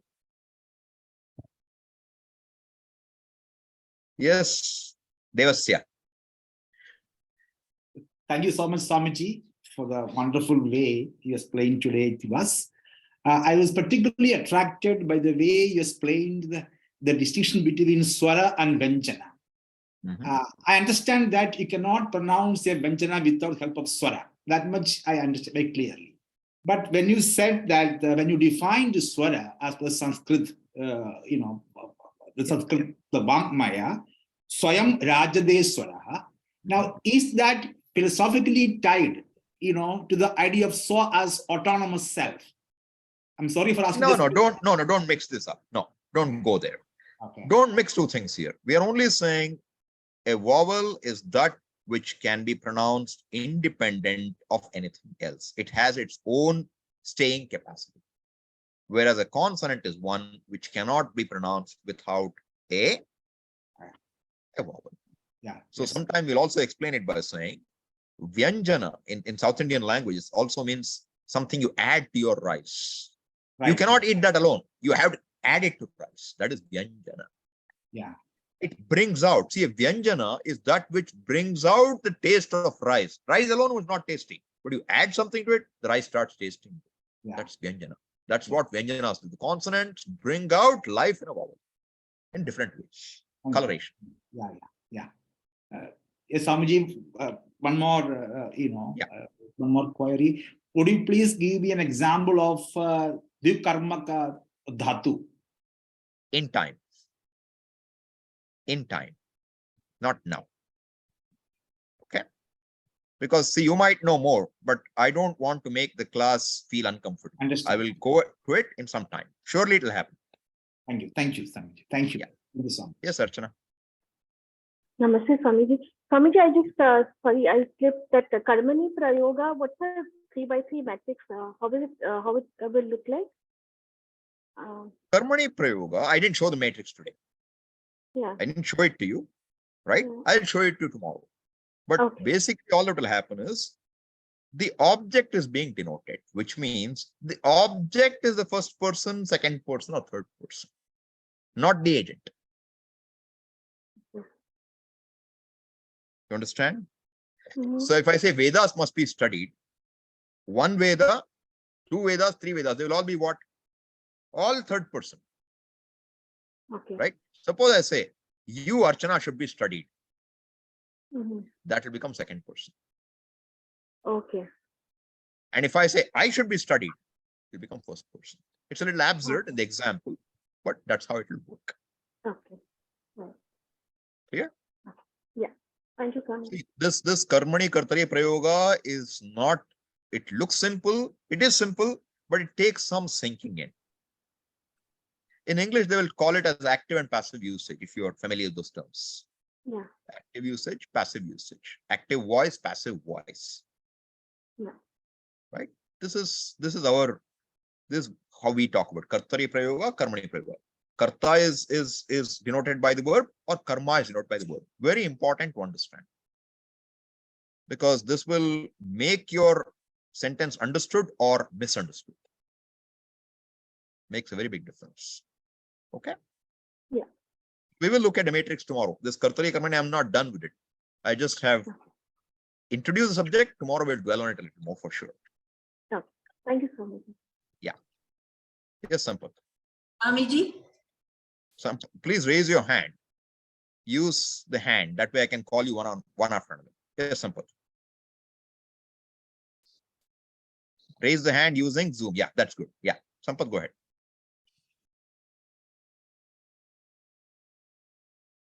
You have to unmute yourself. Yeah. Namaste. You were saying something about the conjugation. I missed on that. Can you explain that? Conjugations, what do you mean by the conjugation? Okay. See, we saw just now, right? Bhavati, bhavataha, bhavanti, bhavasi, bhavataha, bhavatha, bhavami, bhavava, bhavama. That is called conjugation. This is a Latin equivalent. Okay. The term is called conjugation. They will say adding personal endings will be conjugation. Purusha, vachana ending is called conjugation by them. Since I'm talking in English, I use the same translation. I said conjugation. All it means is those 9 forms. When you say the 9 forms in any lakara, it is called a conjugation. Shabda rupa, dhatu rupa. Our word is dhatu rupa manjari. It's a bouquet of dhatu rupas. It's a garland of dhatu rupas. Shabda rupa manjari. It's a garland of shabda rupas, or a bouquet of shabda rupas. Means what? Rama Shabda, Hari Shabda, Muni Shabda, all are there in that. So the Dhatu Rupa Manjari, whatever you have, those 9 forms, parasmaipada, atmane, in different lakaras, they are all called Dhatu Rupas, or in English we'll call it conjugation, verb conjugation. Okay. Is that clear? Just a word for that. But usually we have heard saying there are many types of conjugation. You talk gunas or something. Is that different from it? Ganas. We usually talk about Gana is, I told you, it's a group. First group, second group, third group. Don't push your head too much into details at this point. You will be lost. I will come to those details when you need them. Okay? Because there is some difference because of the grouping. That's why they're grouped. They're grouped because there is a difference in the way the forms will appear. You will see that difference in time. Okay? In fact, even right now, if you go to the slides and see, you will see bhu will look a little different. Next one will look different. They will all look a little different. What's the difference? You may not be able to tell, but there'll be a difference. From root to just add the ending, you won't get it. There'll be something more happening. And what happens is different for different dhatus.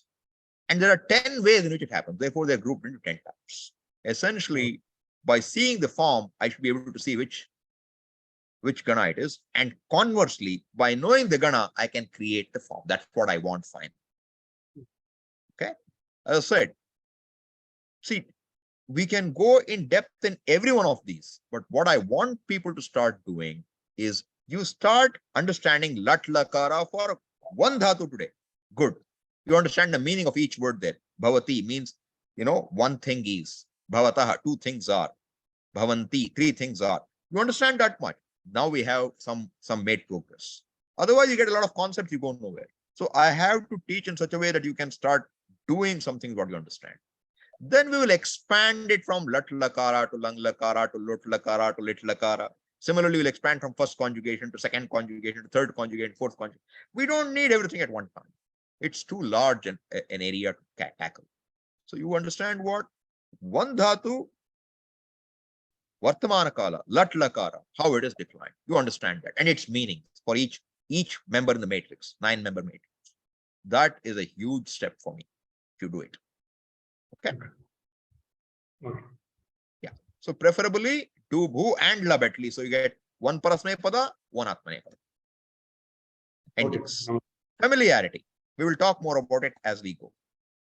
Yes, Sarthi, your chance now. Swamiji, we were speaking about vachak. So one is kal vachak. Like that, we have got vachan vachak. So what is abhidhan vachak? That is what I told you in the end, which is kartari prayoga, karmani prayoga, bhave prayoga. Whether the verb denotes the karta, the karma, or the action. Okay. See what you saw today, that whatever I showed as on the screen, I will make it available make it available as a Word document in time. It will be available to you. So you can even look it up yourself later. Okay. Thank you, Swami. Yeah, you're welcome. Just Shanti Kumarji, go ahead. What is this atmani pada and parasmaipada? Okay. See, I told you there is a 3x3 matrix. Right? So that should give me how many? 9. The way the language is, you find there are a bunch of dhatus which show those one kind of 9 endings. And there are a bunch of dhatus which show another kind of 9 endings. Okay. So there are essentially dhatus can take 2 sets of endings of 9. Some dhatus will take one type, some dhatus will take another type, and some dhatus will take both types in kartari prayoga. In karmani prayoga or bhave prayoga, all dhatus will take atmanepada endings. So these 2 types of endings, 9 and 9, are called, they're given a name. One set of 9 is called parasmaipada, another set of 9 is called atmane. They have some more meaning. We will look into it in time. But for now, you understand what? There are 2 sets of endings which will be added. These are called ting pratyayas. So totally there are 18 ting pratyayas. 18 ting pratyayas. First 9 are called parasmaipada. Second 9 are called atmanepada. All right. And exactly when to use which will depend upon the dhatu, will depend upon the prayoga, kartari, karmani, bhave also. Both together we have to determine what it is. But for now, what is my expectation from you? We will deal with all this. What's my first expectation? You now understand when you look at this dhatu chart in either Dhatu Munjari or in our web page, you know what it means. Some idea, foggy idea at least, and that should make it different. Because when we went to school, we just memorized it blind, not knowing what the hell we are doing. And I don't think as adults we can do it easily. That's why I said we will make it an intelligent learning. So you understand its utility, its purpose, its meaning, and then it should become a joy to learn. Okay. Sure. Thank you so much. Yeah. Yes, Harsha. Swamiji, you had mentioned that there were matras of 1, 2, or 3 for swaras and 0.5 Yes. for consonants. Shanti Kumarji, if your job isn't raised, lower your hand. Yeah. For the 1 and 2 are I was just extrapolating, can you, Yeah. what is an example of 3 matra? Om. Okay, That is the example. thank you. Okay. That O in Om is not 2 matras. It is 3. That's the whole Mandukya Prakriya. Trimatrika. And between Om and 1 Om, what is there is a matra. Since you study Vedanta, I'm connecting you there. Thank you. But I'll tell you another. Standard example is, if you heard Panini example, takram, takram. A woman in Saurashtra is selling takram. Takram is buttermilk or distributing buttermilk. How does she call out? Takram. See the length. More common example. Suppose somebody wants to hail you from a distance. They want to call you from a distance. How will they call you? From a far distance. How will they call you? Your name, first name. Tell me. Harsha. Hey, not when you're close. When you're 1 furlong away. How will they call you? They lengthen the name. You do it.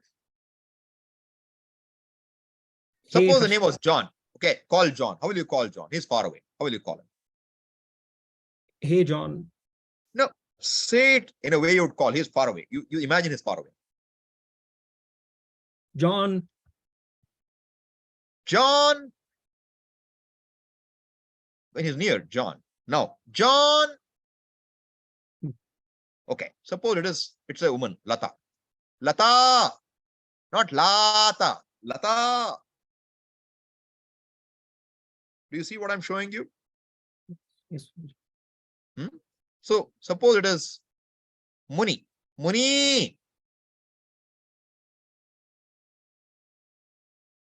One vowel gets lengthened. And that's not normal length. This is very typical. It's not about India. It's not here. Any place where a person is far away, when you hail, you end up using 3 matras. 3 is a length. But 3 means essentially, see, in Veda, you have certain 3 matras. Our whole thing is Vedic basis, right? So if you chant Taittiriya, what do? Ha, ha, ha. What is it? Ha. What is it? Ha. 3. Look at Mantra Pushpa, you will see 3. So there are 3 matras. But that's in the Veda. In general, Bhashayam, Ekamatra va Dvimatra va. There is no 3 matras. A is 1 matra. A is 2. I, 1 matra. E is 2. U, 1 matra. U is 2. R, 1 matra. R is 2. Then L is 2. Then A, 2. O, 2. Au, 2. I, 2. That's it. It's over. 3 matras doesn't exist in the language per se, Laukika Bhasha. But you will find examples of this in Pluta. So it is called, Hraswa, 1 matra, Dirgha, 2 matras, Pluta, 3 matras. Durat huteti Pluta. That's Panini Sutra. When you call hail from a distance, Pluta will come. Beautiful example. Or whenever a vendor sells something, because he's calling out to people all over. He's not hailing. He is telling what he's calling out. Alu, alu. You'll hear that. It won't be alu, alu, alu. But pyaj is onion. How will you say? Not pyaja, pyaj, pyaj. That last vowel gets extended. And this is common. So Panini's job is amazing. He has observed how people talk and puts them in sutra. Durat hute, Pluta. Sorry, one follow-up question on this. Yeah. In Sambodhana Pratama for like Nadi Ikaranta Shabda, it becomes shortened. Yes, Will, when calling out from far, is it still okay to violate it? it will get probably violated to some extent. It may. I haven't really thought about it, but it's possible. But in the distance, that length is not counted, I think, you're getting called. Somehow that's the way it seems to work. I think when we raise our syllables, that length also probably goes up. I don't know. But that's like a natural thing. We're not taught to do that, it just happens that way. And as I said, I noticed when I heard this, I said, even in the West, it's the same story. In America, it's not different. You call John, you don't say John in far. Say John. It's the same. So it's a human way the voice works at a distance. Thank you, sir.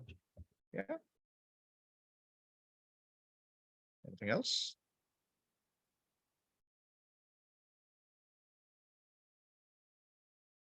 Just chat once to see if there are any questions on chat.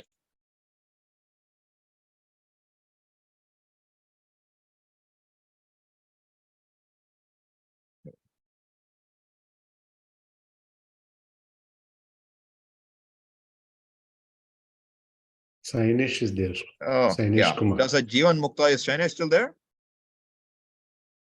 Is he here? Does the Jivan Mukta avoid Madhya Purusha speech? Since it represents the objectified word. Jivan Mukta will do whatever he wants. He is Mukta. What he says or does doesn't make a difference, honestly. It's a lighter note, Swamiji. Huh? Just a lighter note, actually. Could be. I mean, all I'm saying is, we say ko vidhi, ko nisheda. We won't give any vidhi or nisheda for it. All right. But in general, to answer the question in a more general way, it is more polite to use not Madhya Purusha. See, the Purusha is not the important thing. It is the karmani prayoga which is more polite. I don't point to the agent end. As I said, Vedo Nityam Adhiyatam. I'm not putting in a spot. I'm saying Veda should be studied. You study Veda is a very different way of saying it. I'm putting you in the block. So you'll find a lot of instructions will be in third person, in the karmani prayoga, where the karma is emphasized, the action is emphasized, the object is emphasized, not the person. That's the tradition.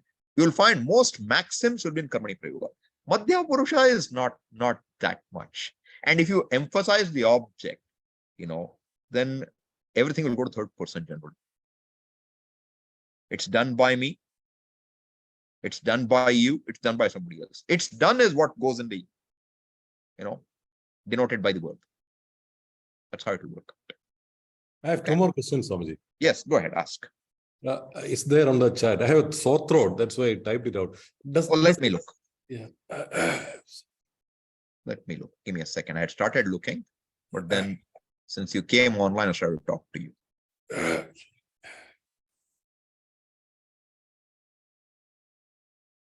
Okay.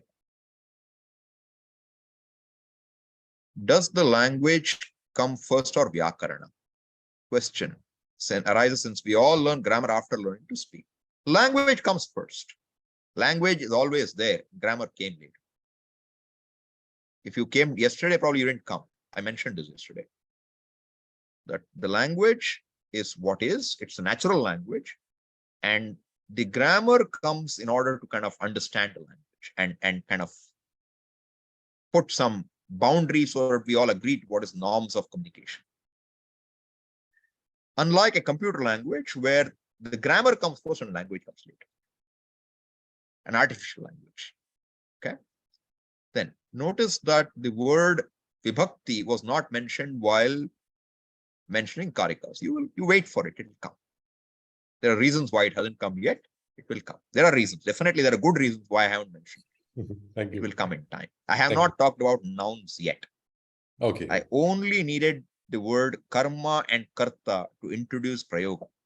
That much I have done. But I didn't want to do karakas and leave it. So I have covered all the karakas. Yeah, in a sequential way, you're doing it. Yes, I know. So we will get to vibhakti in time. Probably in the 2 or 3 days, you will see it coming, because just to answer your question, your curiosity right now, a vibhakti, a karaka is a fact of life. Whether you're communicating in India, in Tamil, in Malayalam, or in America, or in Africa, in tribal language, Karakas is a fact of life. Vibhakti is a physical implementation in a given language. English doesn't have vibhakti, doesn't need it. And a vibhakti has much more than karaka. So all karakas will map to a vibhakti, but every vibhakti is not just a karaka. That's Sorry, the brief sorry. answer to you. Sorry, All Swamiji. karakas will map to vibhakti, but every vibhakti is not just a karaka. We will see more of it in future. Thank you, Swamiji. But you said Vibhakti has more than what Karga has. Yes, it does. And you will see that later. Okay. Thank you. Okay. Those are two questions, right? Yes, there is. Okay. All right. Yes, Devasya. Yeah, thank you. This is just a question in my mind in response to the answer you gave to one of the respondents here. You said in Sanskrit Vakmaya, the most polite form of speech is karmani prayoga. I said tends to be. I'm not making a blanket statement. I'm just saying that's my view of it. Okay. Then my mind went up to the idea of Mahavakyas. In that, Please, you know what? I'll tell you one thing. Please don't bring Mahavakya, Vedanta, and Veda. Okay? This is not a class on that. I will not address those at this point. Because I'll tell you why. Mahavakyas are too serious for us to deal in a trivial way like this. Which prayoga doesn't matter there. So you'll say Aham Brahmasmi is there. Tattvamasi is also there. Okay?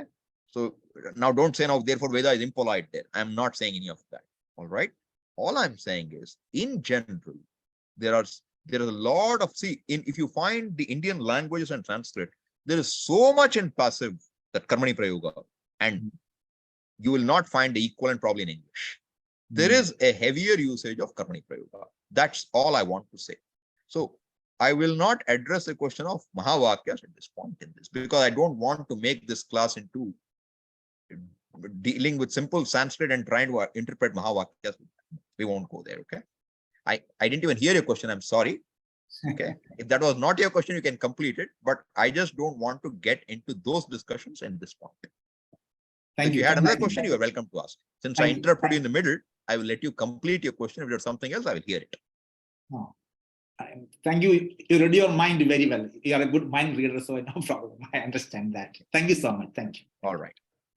Sorry, I should have heard you out, but it's fine. I was a little impatient. Perfect, Sam. No problem. Yeah. Anything else? Anybody? Any difficulty in what we saw today?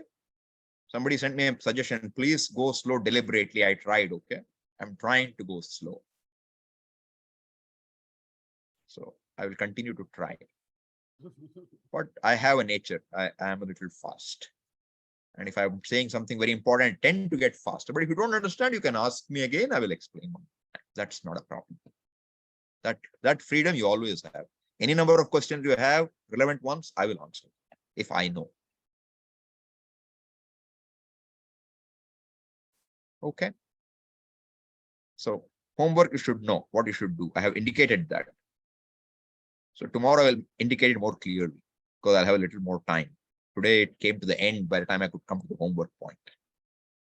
All right. But your work begins now, really. You have to start familiarizing and looking at the forms and saying, right, what is the meaning of each word? Bhavati means what? Pathati means what? Start reading, writing. Then you will get a good grasp of how the verbs work. If you understand verbs for one lakara, vartamana, later expanding it is a piece of cake because you're only changing the sense. First, you get how a verb is to be understood. Half the language is over. Tinganta is over, okay? See, in 2 days, you finish tinganta. So easy.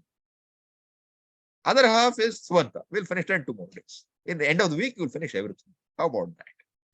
But what will it need? You'll understand the basics, but we'll need a lot of time and practice to grow the vocabulary and to understand all the million possible. But what I want to accomplish within this 9 days is in Navaratri, you should be able to say, Sanskritam I can follow. It's not difficult. That's where I want you to leave, you. That's my goal, okay? Let's see how we do. So you work towards it. We are a good team then. All right. Thank you, Swamiji. Thank you, Swamiji. Thank you. All right, I'm going to stop the recording. Where is it? There it is.